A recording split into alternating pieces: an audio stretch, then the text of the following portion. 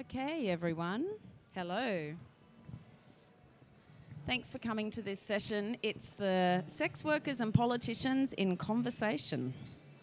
We're going to have a little bit of chatting from the stage, and then we're going to be open for discussion. And we're going till 10:50. So I might start by introducing the people that are here. My name's Eleanor. I'm from Scarlett Alliance, the Australian Sex Workers Association. I'm a sex worker here in Australia. I was born in Australia. We have Pia, who is our international president of NSWP, who is also from Sweden and was heavily involved in the leadership of the Rose Alliance for over a decade and is going to be speaking today about the laws in Sweden. We have Louise Pratt, outgoing senator, activist, politician, all-round spokesperson on a whole bunch of gender and sexuality issues within parliamentary structures in Australia. Welcome, Louise. And we have Pamela Nash, who is on the parliamentary HIV and AIDS group in the UK, and who has also been a trailblazer on issues relating to gender in the UK for a long time. And we're welcoming Pamela into the sex worker fold today. Way! And can I say, everybody here, don't leave this space without getting a photo at the photo booth, because we've got Zara Stardust here in all her virtual glory. You don't want to miss it. Okay, so I'm going to start with a short overview of the laws in Australia. Australia's has different sex work laws in each jurisdiction, state and territory jurisdiction, and this makes Australian sex workers very well placed in understanding the impact of the different legislative models. So in the state where I'm from and where Louise is from, Western Australia and also South Australia, those states have laws that criminalise the activities associated with sex work, such as brothel keeping, soliciting, living off the earnings. They also criminalise things like sex workers talking to each other in the street, being seen together. These laws are from post-Victorian England. They are an impact of the ongoing legacy of the colonisation of Australia, and the criminalisation laws that are in place in Western Australia and South Australia are almost the same as the criminalisation of sex work laws in just about any Commonwealth country that hasn't had major law reform in the last 120 years. So they're a follow-on from a particular period when we're talking pre-penicillin, where police would pick up sex workers, and we had locked hospitals in Australia, so people could be taken to a locked hospital, which is kind of like a detention centre, but without any judge or jury to decide when you can leave. That's the era that those laws were written in. It's illegal to run brothels or any kind of organised sex work in those states. However, both states have strange kind of semi-tolerance scenarios going on, where some brothels may be able to exist and then other brothels are not. Or, for example, the police might decide one owner's okay, but then when the brothel changes hands, they don't like the new owner, so they'll go and raid that place. In the 1980s, law reform began quite seriously in Australia. It was kicked off by the 1979 victimless crimes activism around the country, and royal commissions into corruption. Victoria, where we are now, Queensland, Northern Territory, and partially in the ACT, we have a model called licensing, sometimes called legalisation. In those states and territories, it is only legal to run a brothel or to work as a sex worker if you comply with very stringent, strict laws that are set up and policed in the criminal realm. So, for example, you need to apply for a licence to open a brothel, and part of that licence application might include a probity check on you, where even your relatives, etc., may be interviewed about whether or not you're worthy to run a brothel. You can, as well as having to comply with local council zoning, you will also have to get permission from a licensing board about where your premises is going to be. And if you're an individual sex worker, you may be subject to mandatory testing by law, and you may be subject to having to put your personal details on a register in order to get a number so that you can be a private worker and not have to work at a brothel. The PCA number is permanent record of the fact that you have been a sex worker, and it is on your record for life. You can't have it removed. In the Northern Territory, that register is maintained by the police. In other states and territories, it's slightly different. Then we have, in one state in Australia, New South Wales, and partially in the ACT, decriminalisation of sex work. In a decriminalised model, all the criminal laws from the post-Victorian era have been removed. So none of those laws that criminalise sex works are on the books anymore in New South Wales. Yay! Decriminalisation is a repealing model. So it takes away the criminal laws, which means that the civil laws that are already in place for any other business, such as zoning, noise restrictions, amenity impact, compliance with local council, compliance with taxation, compliance with health and safety. All of those other regulations are in play, just like any other business, but there is no special law about sex work. We believe that that's the best model, and so I'm going to finish on that because I'm sure we'll talk more about decriminalisation later. But that is the three major models of sex work laws in Australia, and I'm now going to hand over to Pia, who's going to talk about the modern version of criminalisation, I guess like the new Victorian era of today, and that is the criminalisation of clients through the Swedish model. I will now hand over to Pia. Thank you. Thank you. Is this on? Yeah. Okay. Thank you, Lena. I like you calling it that, you know, because there is a misconception that is actually because of, it's what the Swedish state is saying, and the government in Sweden is saying, is that this is about decriminalizing sex workers and criminalizing clients. They haven't decriminalized sex workers in Sweden. I want to make that very clear. They had an abolitionist system with different laws, and they just criminalized the clients on top of that.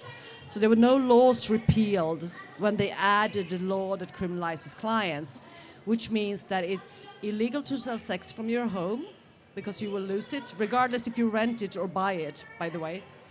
It's illegal to sell sex from hotels or go to clients in hotels, because then the hotel will be charged of pimping. And you can't put out ads, you can't have anyone drive you, you can't, there has to be no money involved or any exploitation involved, but the pimping law is so broad that the only way you can work without being affected by it is actually working completely alone in isolation, either in the street or going to the client's home. Then you're only affected by the law criminalizing the client. And so all these laws, different laws that we have, are based on the idea that all sex workers are victims, and it's written into the law that we have that you can't, no one can say, that someone sells sex on a voluntary basis, which means that we're all victims. And that in itself is problematic, but what it results in is worse, because when you point to a group of people for a short time, but even worse for a longer time, and you say they don't know what's good for them, even if they say they chose this, it's not true because they're so traumatized, they don't realize how traumatized they are. You do that for the longest time, stigma will go up regardless of if you do this to sex worker or any other group of people. And also then the focus has been completely moved from anything that is health related to just getting people out of sex work, which means that the state funded places that actually are supposed to provide services to sex workers. There's one in each of the 3 biggest cities. They're the only ones that get state funding to work with sex workers in Sweden, and 2 of them don't even hand out condoms. So the focus on health is gone, because any kind of health prevention or safety prevention is seen as encouraging sex work or keeping people in sex work. So it's always a bit bizarre. I've been speaking about this model since it came, 1999. I'm frankly a bit tired about it. But anyway, show must go on. So, but in the beginning when Sweden started promoting this, it was sold as a tool for equality, because sex work was seen as men's violence against women, because no, we don't have any male sex worker or trans sex workers in Sweden. They don't exist. But at that time, people didn't really buy into it because it sounded a little bit too like, 70s kind of thing. People have been moving on. But then they rewrapped it, they repacked it, they moved it from the laws on women into the criminal code and rewrapped it 2006 and said, look, we have this excellent tool for trafficking, and suddenly everybody paid attention. Norway took it. Iceland just went completely freaky crazy and just banned everything. You're not allowed to make money out of anyone else showing tits, basically. And then Finland criminalized the purchase of sex from sex workers who are trafficking victims. Which would make them not sex workers because that's voluntary. Well, however, you have to know it. No one is sentenced under that law. It doesn't work. So there's no Nordic model. I want to point that out because very often people use the term Nordic model. It's Sweden and Norway. That's it. Also, it's amazing how Sweden has convinced the world of a law that is supposed to be successful when there's no evidence. There has been one evaluation that's been already, it's been so criticized within Sweden. And also, they convinced the world that this model is so, it's really catching on and so many countries are taking it, because that's simply not true. Sweden took it, Norway took it, and Nepal squeezed it into their trafficking law. That's it. It hasn't spread. France said no 2 weeks ago. Northern Ireland said no 2 months ago. And actually, I'm realizing I'm costing the Swedish state a lot of money, man. They are spending so much money on spreading this, and I am just not letting it happen. But so it's about, regardless of what you think about sex work, do you really want to put, a already stigmatized population, do you really want to introduce a law that hurt them more, that stigmatizes them more, and it takes away all focus from right and health? I always get surprised when it's even considered. And I'm going to stop there. Thanks.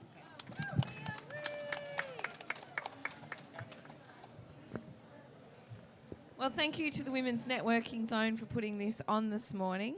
I really want to commend the work that I've seen Eleanor and indeed Janelle do on behalf of Scarlett Alliance, working with politicians here in Australia, and that they take that work really seriously, and it is absolutely key to managing these debates here in Australia in the interests of sex workers and in the interests of good public health outcomes, which, sex workers have taken personal responsibility for in working together with each other here in Australia.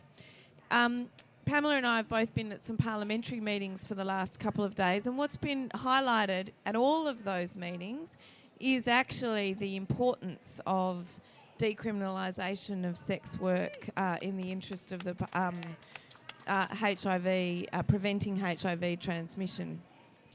And we had a really terrific presentation from Helen Clark, who spoke about New Zealand's decriminalisation, which was inspired by New South Wales's decriminalisation. And she really talked through the fact that that particular debate was won by just one vote in the Parliament, and really highlights, that significance of the importance of affected communities having a very, very real and live voice that connects right through the Parliament. It also highlights, how important that leadership is of having the right leaders in place to make a difference on this issue. That really speaks to the history in my own home state of Western Australia, as Eleanor will recall. I was part of the Labor government in the 2000s and left to join the Senate. Now, we have a fairly checkered history as a Labor Party. We got there in the end, but it was too little, too late. We'd had a minister in charge, a police minister in charge of considering really what were, as Eleanor outlined, the illegality of sex work in Western Australia, that was then combined with these so-called containment policies. So we had a minister who therefore started looking at regulation of sex work, which meant that states like Western Australia were doing things like courting the Swedish model by looking at different ways which we could regulate sex work. Now, it's really thanks to the activism of people like Eleanor and Scarlett Alliance and Janelle and others that really highlighted the lack of viability of that model. And the community debates attached to that just really highlighted how messy those kinds of frameworks are. It's also really important to point out that there is a lot of public support for decriminalisation.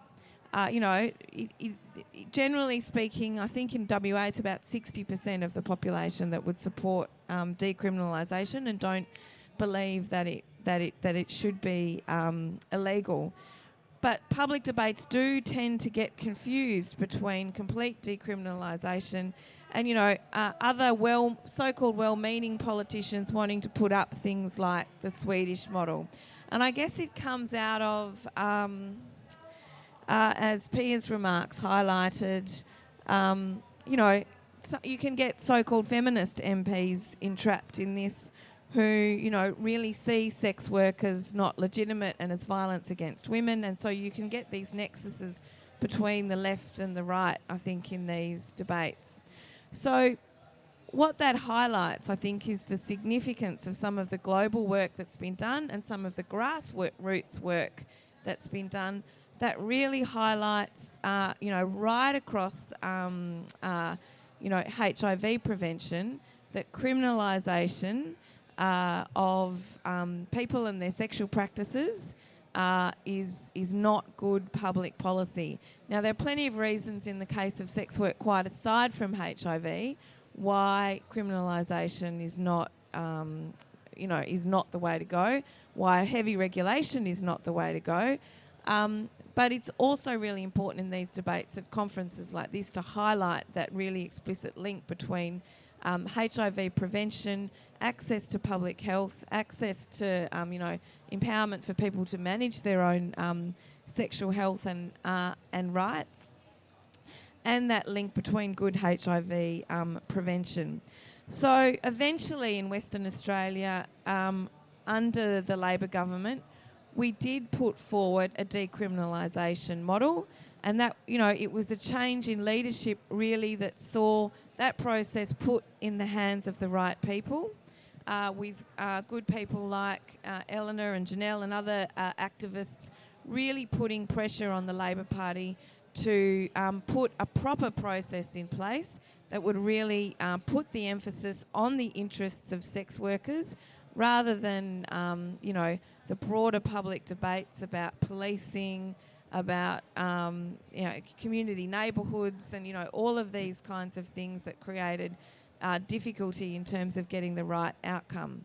We eventually did change the law in Western Australia, but then very sadly we had an election and those laws had not been proclaimed properly by the governor, which means essentially we're back to square one and all of that good work was wasted.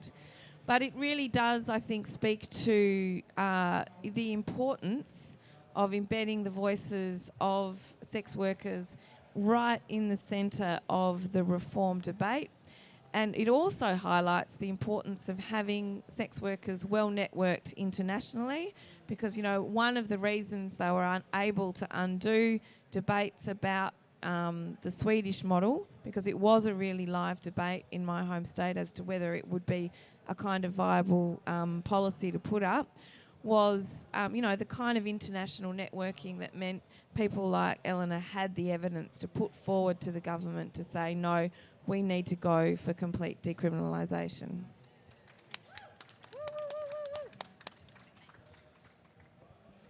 Hello, good morning. First of all, I'd like to say this is the first time I've spoken at any event as a parliamentarian surrounded by bras and knickers, and I particularly like the Bridget Jones pair in the middle. Love it. First of all, I'd just like to associate myself with everything that Louise has done and congratulate her for the work that she's done here in Australia. I think it's fantastic, and it's very different actually from what's happening for us at home and throughout Western Europe. And I'm going to say a bit about the UK this morning, and a bit about how we move forward and how sex workers advocates can contribute to that and how we move forward there and throughout the world. First of all, I'd say for the UK, we have a bit of a schizophrenic policy that's been created due to the whims of whichever politicians have been in charge at the time. And I think that we have to really go back to the drawing board and looking at... Testing.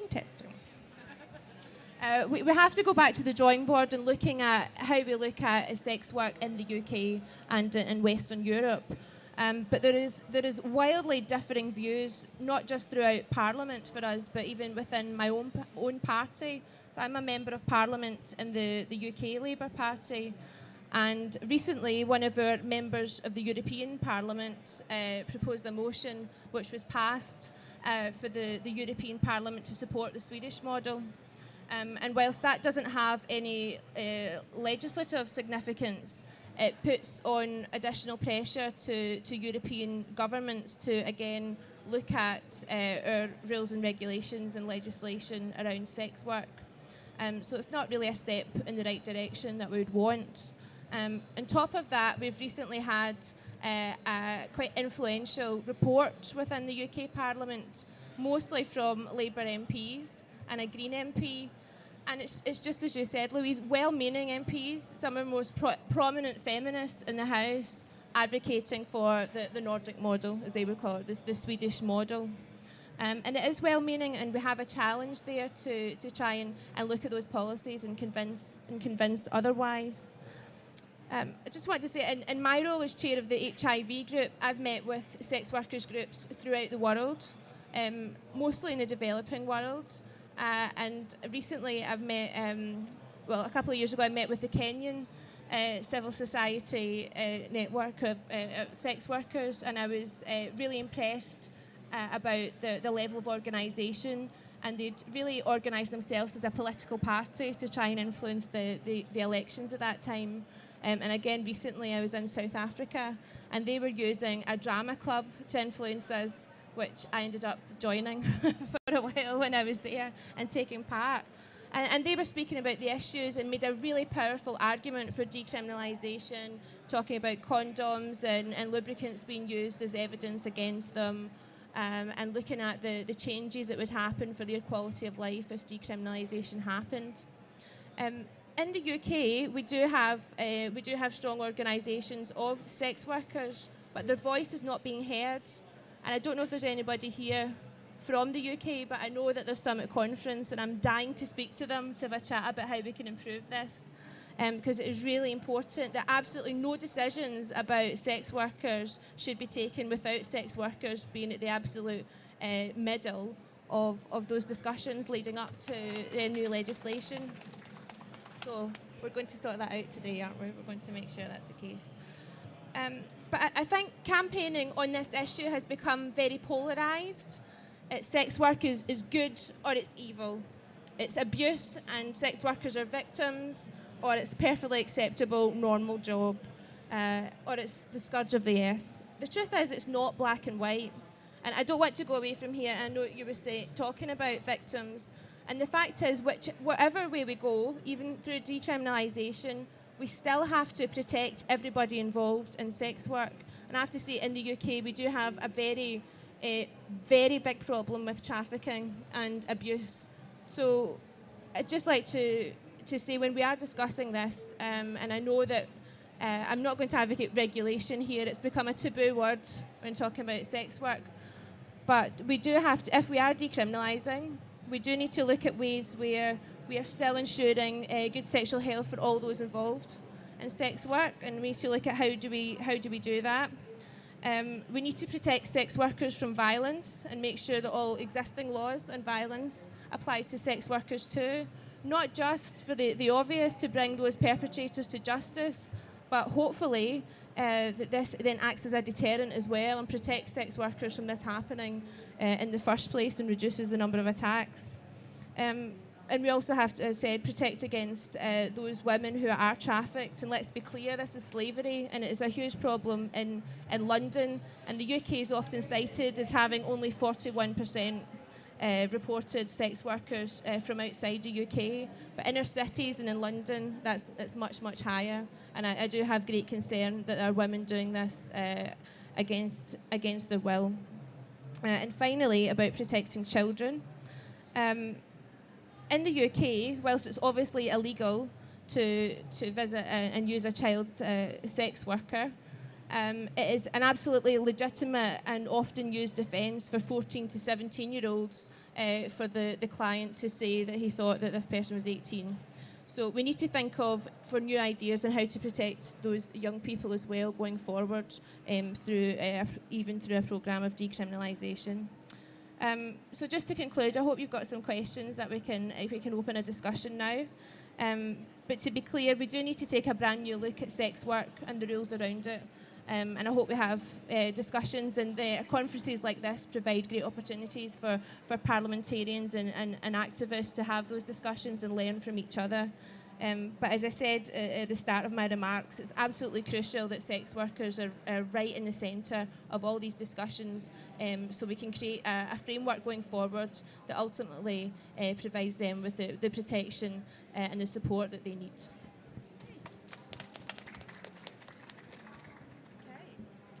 So Pia and I are just going to take a chance to respond to some of the issues that have been raised. And the very first thing that I'm going to do is call out our British colleague on the fact that trafficking and sex slavery is not a huge problem in the UK. The huge problem is the anti-trafficking lobby taking over airspace about women's sexuality, the selling of sex and gender issues, and spreading whorephobic, untrue material that has no evidence to back it up. And in fact, all of the evidence says the opposite, is that migrant sex workers in the UK are fierce, internationally mobile, outwardly looking leaders of their families and leaders of their community that we have a lot to learn from. So that's where we're coming from. That, and that the rescue organisations have an abolitionist agenda to get rid of sex work, and they will only hear and will only perpetuate victim stories. And I think that we all need to wake, like we've been saying for years about lies from people like Somali Ma'am and others. We need to wake up to the actual malicious lies that are created by the anti-trafficking movement and pressuring in order to perpetuate the myth that sex work is violence and that there are good whores, the victims, and the bad whores, the sluts. Because we're all in this together. No, I'm not saying that you're saying that, but I'm saying that's where that rhetoric ends up, and that is why we don't swallow that at all. The other thing I would say as well about young people, and Louise could talk to this as well, and the problem with turning it into a focus on young people's sexuality is that at the end of the day you end up giving police more power to abuse and perpetuate violence against young people. Any criminalisation of young people's sexuality in our experience in Australia, remembering we've got 7 different jurisdictions and laws, has ended up with police violence against those young people. And so sex workers don't support extra criminal penalties in the area of young people. And I'm not, it's fine, Pamela, I'm not attacking you, but I'm just saying the rhetoric, we can't fall into apologist rhetoric about sex work. Sex work is work. Migration for sex work is work. And the apologist rhetoric becomes a trap. And the outcome ends up being bad policy. Yeah. And so that's why we're all here to support you and other politicians of those danger areas, because we've all been around our movement's been around lobbying on this issue for 40 years, and we can see when the rhetoric is starting to take us off the cliff into criminalisation rather than into the positive. So that was just a purely rhetorical answer to some of the things that came up. But I know Pia is very well versed in what's going on in the UK, and I can see Louise wants to get a microphone there too. So I'll start with Pia and then throw to Louise. This idea of all these, there is such a huge problem with all these trafficking victims for the sex industry, and the fixation on it in Europe is driving me crazy. First of all, there is no evidence for it. Dr. Nicola Mai from London published a really, really good paper, really tearing those claims apart, saying this is simply not true. He's an academic. He's very well respected. He analyzed all the numbers you had. You also had raids of all the premises before the Olympics, trying to find trafficking victims. I think 2 or 3 people were charged with pimping, but no trafficking victims nearly. So it's like it's. I'm sure. I'm not saying there are not people that are exploited in the sex industry. There are people exploited in most industries, especially informal industries. But we don't say, in the textile industry, there are children working or there are people being exploited. So now you all have to take off your clothes because from now on we're doing it naked. Yeah. Yeah. It's like the biggest trafficking problem in Sweden that we have is in the north with people from Thailand picking berries. Right? But we don't stop eating pancakes because we can't use yam anymore.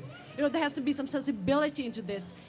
We don't solve exploitation by just pointing at one group and saying this is a huge problem for you. Exploitation is a problem regardless of what. But let's not mix things up, and let's not make claims that are very often based on some fear, gut feeling, or some idea promoted by the anti-trafficking movement.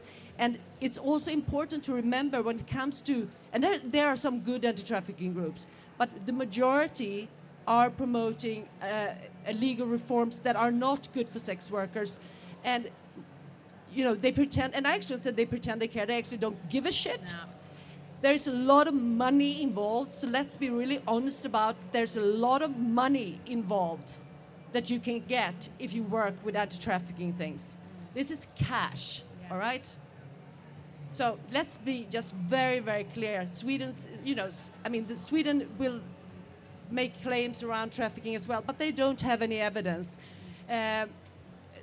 Professor Ronald Weitzer had looked at all the trafficking numbers that we put out in the world and said that you can't even compare them because some are estimated numbers, some are suspected, some are trafficking victims that you actually know about, and then you throw them together, you compare, and you make some kind of analysis, and it doesn't work. You can't do that. So there are plenty of evidence saying that the numbers out there are simply exaggerated because people think all sex workers who migrate are trafficking victims. Sex workers are able to migrate like any other professional just because they want to work in another country or they want to have a different life or live in a different part of the world. Doesn't mean they're trafficked. I might just quickly respond to some of those issues also. I note in the context of decriminalisation that anti-trafficking laws can contribute to harm because they push sex work underground, because essentially you've got sex workers that want to access a labour market that they're not able to do so legally, which makes it very difficult to distinguish between those who proactively want to access a labour market and those the minority of people who might be trafficked into that against their will. So the majority of Australia's trafficking problem is not in the sex work industry. It's it is in, again, people who want to access the labour market but end up working for, $2 an hour picking strawberries and living in dormitory accommodation. These are the kinds of things that happen in Australia. And again, they're people wanting to access a labour market that have been exploited. So we need to step our way through these issues, in my view, very carefully. And I know that that's something that Pamela understands. But yes, we do have people in the trafficking debate that are quite embedded in things like the Swedish model and, wanting to just see all sex work as a form of exploitation.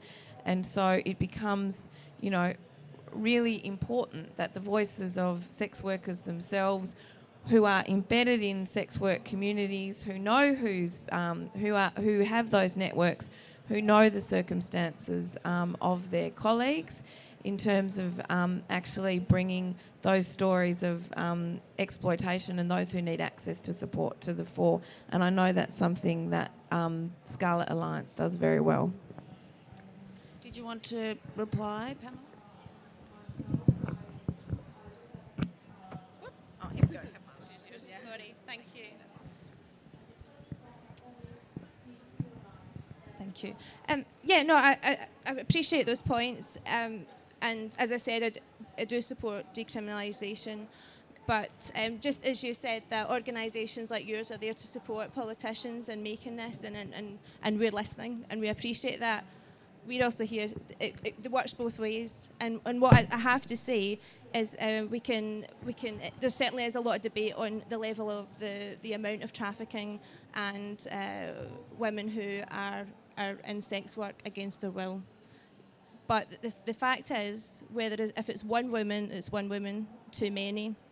And I think when we have to take this forward to our constituents and taking it back to in our parties, the argument we have to make, it's not for bringing in additional legislation. What we need is, how are we going to prevent that from happening, even if it is just one. It's not just about the numbers. So in the argument for decriminalisation, there has to be an argument amongst that is, this is an argument to prevent trafficking. This is an argument to prevent abuse amongst women and young people. That has to be part of the argument as well.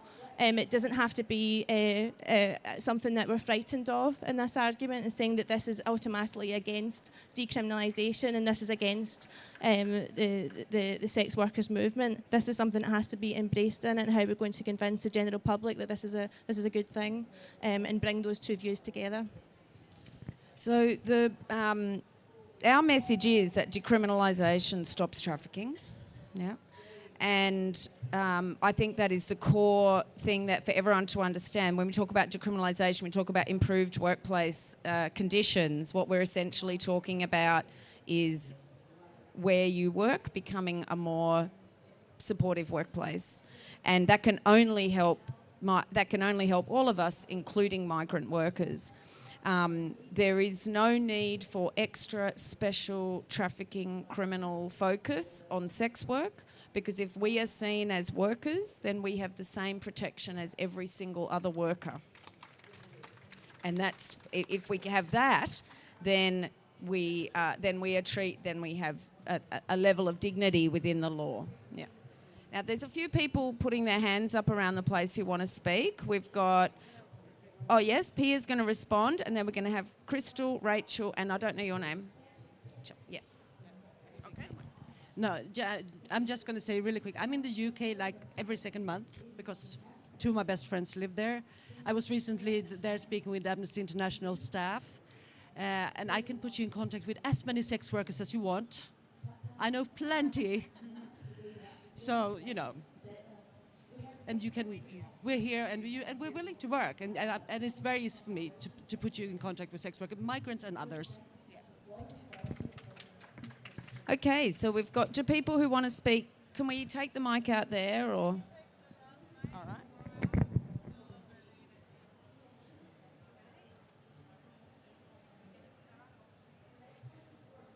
We're going to start off with Crystal from the Northern Territory. Thank you. I just wanted to mention that we in the sex industry don't want to see sex slavery. And through a decriminalised setting, we can help those that we see in conditions and bring it to the attention of authorities. That's what needs to happen. We're in the best position to actually make those, you know, connections with peer education and be able to help those that are in those conditions. And you're right, one woman is too many. But the only way to get a transparency is to decriminalise. Okay, next we have Rachel from Australia. Yeah, I was going to go along with that in terms of, in order to protect whether it's one person or many people, that people need to have feel safe to go to the police, and therefore decriminalisation, of course, removes the police as the regulators, and instead of being fearful, as a lot of people are in many countries, that they can. So, but my question actually is to yourself, in terms of there is so much funding for those who are set up ready to support people when they do get to leave, and so much money given to the police to try to, you know, hunt us down and work out who's who. I'm wanting to know, as yourself as a politician, where the push is for the funding for sex worker-led and driven organisations. Because as you can clearly see in Australia, right from the word go, that sex workers ourselves were given funding. We're never given enough funding, Louise. But you can clearly see that peer education means we are able to educate each other, and as Crystal said, we are the first people that will wanting to go in there to protect someone and to assist someone if there's a problem. So it has to come from the top in terms of the politicians saying, no, actually, to the general public, this is what is needed, this is the evidence, but also from the grassroots area in terms of enabling us to be able to support ourselves and have safe places to share information. So I'd like to know if you'll be doing more of that, because that's what as a migrant international sex worker myself, having worked under every form of regulation, I notice the difference, and not having you know, a really good, strong sex worker organisation instead of small piecemeal in the UK is lacking. Okay, so we're going to throw that back to Pamela. Did you want to answer that now or at the end? Okay, so we've got 5 minutes, so we'll take a few more questions and then we'll throw back to a wrap-up from the front. Hi, thank you. Oh, does it even go? So I'm Jessica. I'm currently the Global Director for the International Community of Women Living with HIV, and I'm really interested, not to make it more complicated, but the intersections between movements. And I just wanted, since we're talking about criminalization, I wanted to ask a question about the criminalization of HIV, because as you may know, it's particularly has horrible effects for sex workers that are HIV positive. So I just wanted to throw that into the mix as well. Thanks, so that's a great question. We can probably take one more question from the floor and then we're going to do a wrap up on the panel. Has anyone got a burning question? Yes. More than maybe not so much a question, but just to add to the debate, I guess what Louise has outlined is the Australian government really recognising the need for a partnership approach in relation to HIV prevention, access to treatment and care, but also human rights for affected communities, including sex workers. So that means that we're at the ministerial advisory table, we're at every mechanism where policy is formed on these issues, and that's not the case in the UK. I've met with, as the CEO of Scarlett Alliance here, I've met with people from the ministerial advisory committees in the UK who said to me things like, no, sex work never gets talked about on our committee, and that's because there's no sex workers at the table. So why you're hearing so much from all of those other voices, and I wanted to make one point, and that is when we're talking about sex work policy, when we're talking about public health outcomes and HIV, then actually sex workers are the stakeholder. There might be lots of other people with opinions, but the key stakeholder is sex workers. That's what the Australian government has done.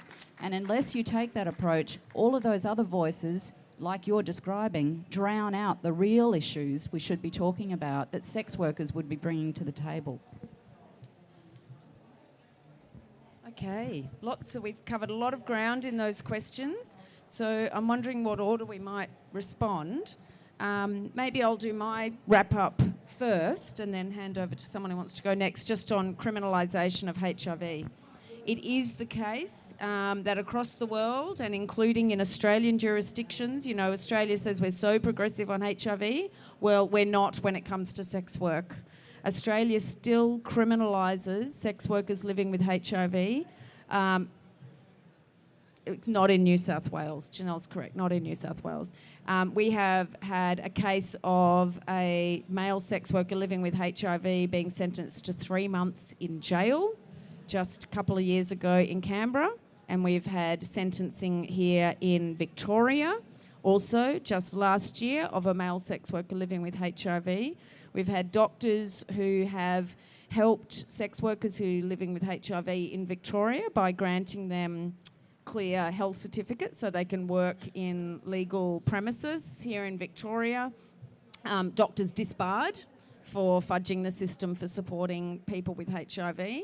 And so there is a long way to go on that issue. And I would also remember our dear colleague Charlene Spiteri, who was one of the first out sex workers with HIV in the 1980s, and the work done with her by APC at the time and people in the room that were involved in that. And she passed away still in a supervisory hospital scenario under duress from authorities not to be going out to doing sex work. So unfortunately, it's a really big issue. Could someone else on the panel say something more fun? Okay, yeah, I know. Yeah, well, the first thing is thank you for those comments. First thing I'd say is that perhaps I'm getting a bit too much credit here. As much as I would love to be in government and in charge of these decisions, I'm not. I'm a backbench parliamentarian, but I hope that we get a Labour win next May, and I'll have as much influence in this as possible. Rach, I think you made an excellent point earlier, and Rachel had made a point about more support for sex workers when they're in sex work and not just when they're thinking about leaving. And that's an excellent point, and I will take that back to the UK. I said I'm not making those decisions, but I'll certainly try and influence them. And thanks for raising that. I think the points you made in criminalisation are excellent, and those arguments are not as advanced yet in the UK, and it's just started to become a big part of the debate now. And I think the other points were more directed to Louise about the Australian legislation, so I'm not going to try and comment. I just want to highlight the link between, I guess, what Janelle was saying in terms of the funding of sex worker organisations in Australia to be on things like the Ministerial Council, and the point that was made over here about the criminalisation of HIV and women, because the success in Australia's response to HIV is actually about listening to affected communities. And so that meant that there were early decisions to put resources into the hands of affected communities.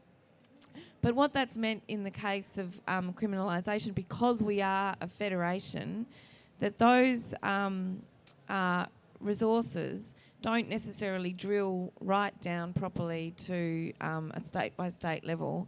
And we do have many of those micro debates patchy all over the country about things like the criminalisation of HIV, about sex work, and these really silly moral debates about it that fall completely outside the principles of what a good HIV response looks like. There's a real opportunity now at this conference to reinforce to Australia and to the States about the links between what the HIV response needs to look like now and the upholding of human rights. For example, if you want to treat treatment as prevention seriously, in terms of that means you need to be able to encourage people to get tested and to get tested regularly if they have a risk profile. Now, it's impossible to do that if you are criminalising people's HIV status or criminalising the idea that the transmission of HIV should be a criminal offence, because they're the kinds of things that drive people away from regular testing.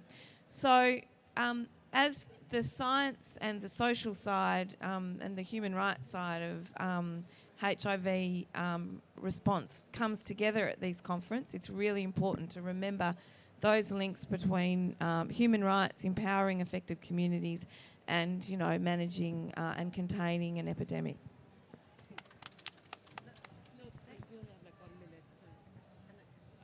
Oh yeah. So Pia's gonna wrap up. Are you done with your comments? Thanks. Yeah, I'm not going to mention Sweden and criminalization of HIV because that's far too depressing, actually. We're sending too many people to prison, and it's not good. But I will say this, when it comes to Europe, Europe is really not a place to look for any kind of solution nowadays. I think we have a lot of work to do in Europe.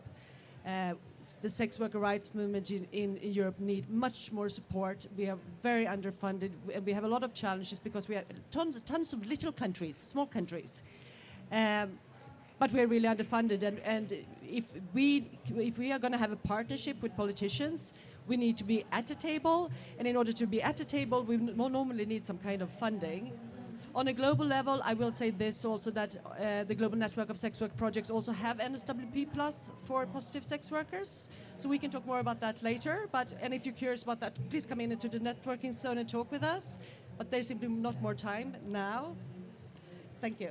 Thank you, and thanks everyone for coming, and to the Women's Networking Zone for hosting us, and thanks so much Pamela and Louise for joining the discussion.